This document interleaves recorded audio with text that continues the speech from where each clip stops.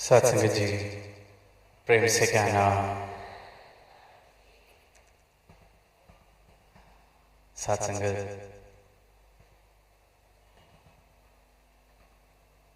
अभी जो ये 12-13 मिनट में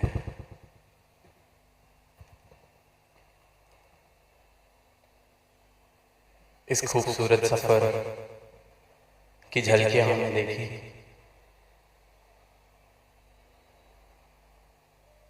तो जब दास को पता चला था कि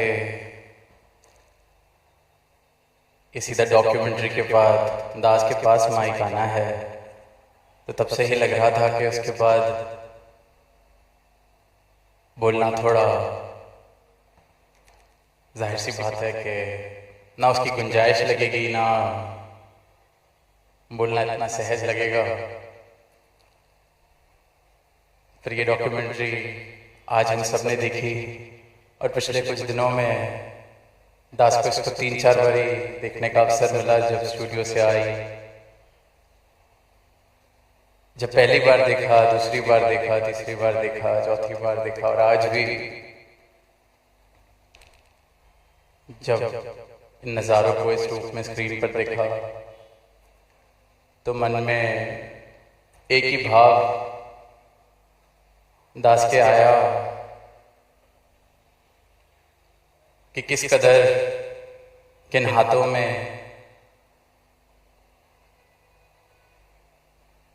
ये पले बड़े, किस आंचल में इनकी संभाल हुई, किन्होंने इनको जन्म दिया, जीवन दिया, संभाल दी, सांचे में ढाला। और बार बार जो मन के भाव आ रहे थे कि इन नज़ारों को जब दास देख रहा था तो लग रहा था कि वैसे तो कहीं इनके पास खड़े होने की भी औकात नहीं, पर इन्होंने इस रूप में सबको अपना लिया है, दास को अपना लिया है। जितनी बार भी ये देखा इस डॉक्यूमेंट्री को, इन बातों को, इस स्क्रिप्ट को, बस बार बार यही भाव कि दास की तो साथ खड़े होने की भी औकात नहीं शायद उस कमरे में भी जिसमें ये है, पर इन्होंने इस रूप में अपना बना लिया। तो आज कुछ इस प्रकार के भाव ही दिल से आ रहे हैं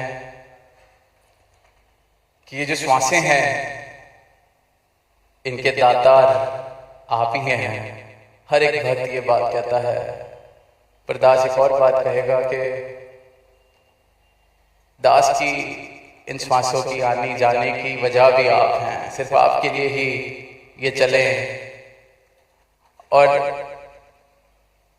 यही एक कारण कि आप जी के चेहरे पर मुस्कुराहट हो। आपके चेहरे पर मुस्कुराहट है तो रोशनी भी रोशन लगती है, वरना हजारों लाखों सूरज चमक जाए उनकी भी रोशनी किसी काम की नहीं। आपकी एक मुस्कुराहट हर रोशनी को रोशन करती है। यही अरदास कि आप जी ने जीवन दिया है, इसे अपने लेखे लगाना। किस रूप में आप प्यार देते हैं हमने सभी से सुना, किस रूप में ख्याल रखते हैं ये हम सभी देखते हैं। जिन जिन को आपने अपने परिवार का हिस्सा होने का मौका दिया है, सारी मानवता को, और संसारिक रूप में भी जो रिश्ते आपने जिस जिस भक्त को बख्शे हैं, एक एक भक्त यही कहता है, चाहे किसी को बहन के रूप में आपने रिश्ता बख्शा, भाई के रूप में, बच्चों के रूप में, कि हम जहां सोच भी नहीं सकते, जहां हमारी सोचें खत्म हो जाती हैं, वहां से किस प्रकार इन रिश्तों में प्यार दिया जाता है, निभाया जाता है, वहां से आप जी शुरुआत करते हैं। हम चाह कर भी पूरा जोर लगा लें कि आपके लिए कुछ कर सकें,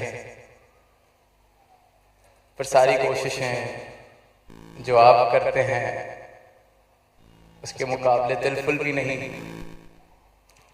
तो कुछ आप मौका देते हैं कि इस रूप में आपको सेलिब्रेट भी कर रहे हैं, तो ये भी आपका शुक्रिया है।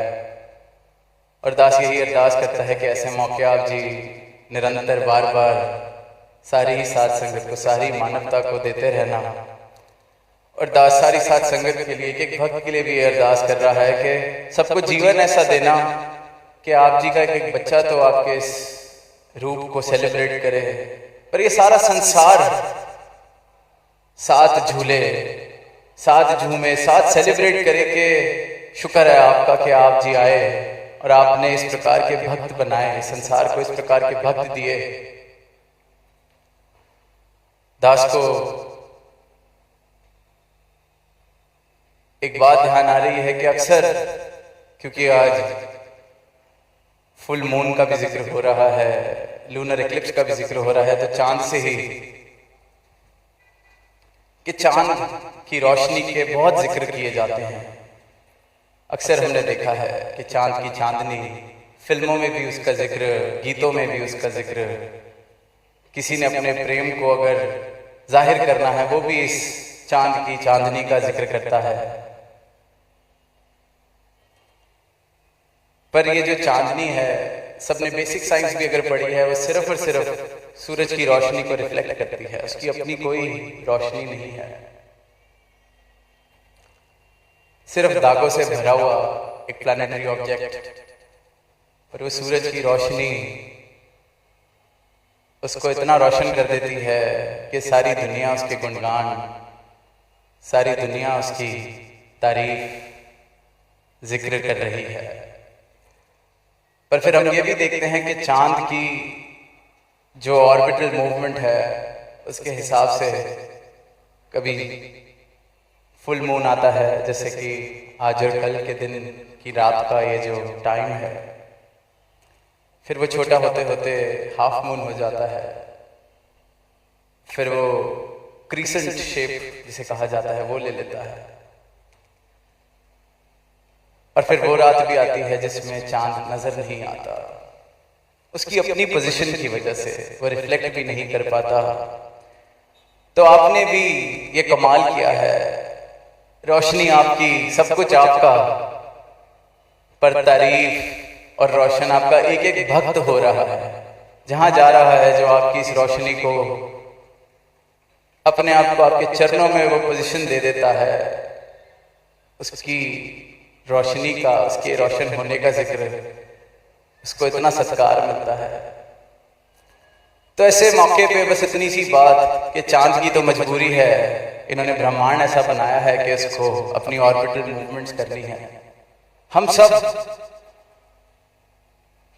और दास अपनी बात भी यही अरदास आपसे करता है कि आपके चरणों की ये जो जगह आपने बख्शी है, हम अपनी मूवमेंट वहां से कहीं इधर उधर ना कर लें।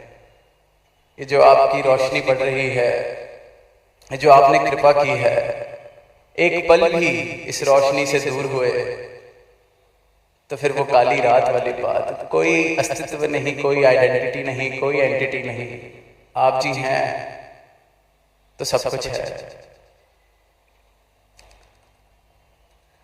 और साथ संगत दास जब बड़े हो रहे थे, एक बात सुनी थी कि कहीं पढ़ा कि सच्चा गुरु, सदगुरु, हम जानते हैं ब्रह्म का दाता होता है, पर एक कहानी सुनी थी, वहां एक छोटी सी बात, उस कहानी का दास बस संक्षिप्त रूप में जिक्र करेगा कि जो उसका मूल था वो ये था कि गुरु की पहचान, सदगुरु की पहचान,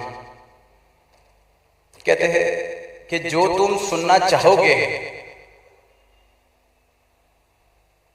ये जरूरी नहीं है सदगुरु तुम्हें वही कहेगा। सदगुरु सिर्फ सच कहेगा, सिर्फ सत्य की बात करेगा। तुम्हें लगेगा, क्योंकि हम, दास ने कई बार जिक्र किया है, इंसान हैं, बंध जाते हैं। हम चाहते हैं कि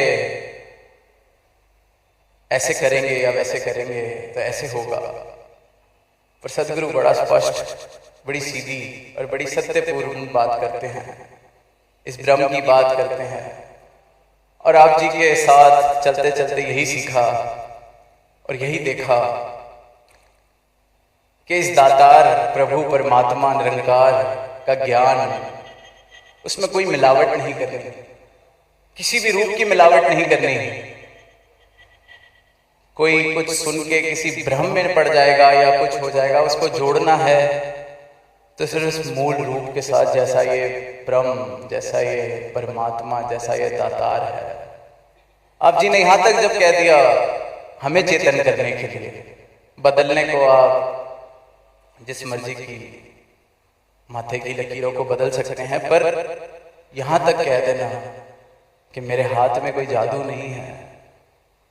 वो कहते हैं कि उस कहानी में जब वो समझा रहे थे उस बच्चे को जो साधक की तरह ढूंढ रहा था किसी सच्चे गुरु को, वो कहते वो ये परवाह नहीं करेगा कि गुरु के सच से तुम अग्री करोगे कि नहीं, तुम उसके साथ तालमेल खाओगे कि नहीं। गुरु सिर्फ अपना सच देगा, वो ऐसा कोई प्रयोजन नहीं करेगा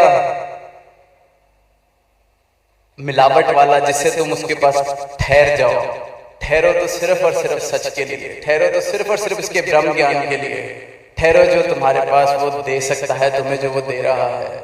आप जी भी यही कहते हैं कि ये ब्रह्म यही है, दासी के पास देने के लिए यही है। कोई भक्ति करे तो इसके लिए पूर्ण रूप से करे, कोई मिलावट नहीं। तो आपका शुक्र है, आप ये मौके देते हैं, ये स्पष्टता आपने इस भक्ति को, इस जीवन को दी है कि ये निरोल परमात्मा, इसमें हम कोई मिलावट ना करें।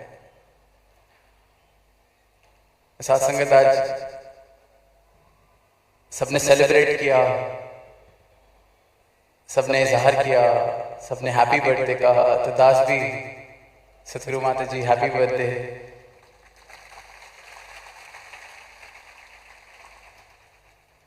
ये प्यार आप जी का मिला है, इसकी कदर हर एक भक्त कर सके, दास कर सके।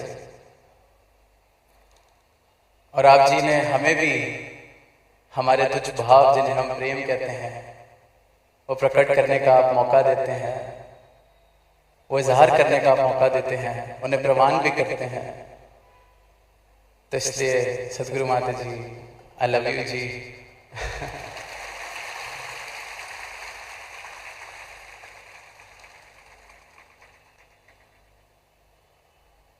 साथ संगत, भाव, शब्द, दास सोच रहा था कि इस साल भी शायद एक जेब से पर्ची निकाल के कुछ चंद लाइनें, पर इस बार बस दिल से यही भाव निकल रहे हैं, क्योंकि और कोई शब्द ना जहन में आ रहे हैं, न कहे जा रहे हैं। बस यही भाव, जब ये नज़ारे दिखे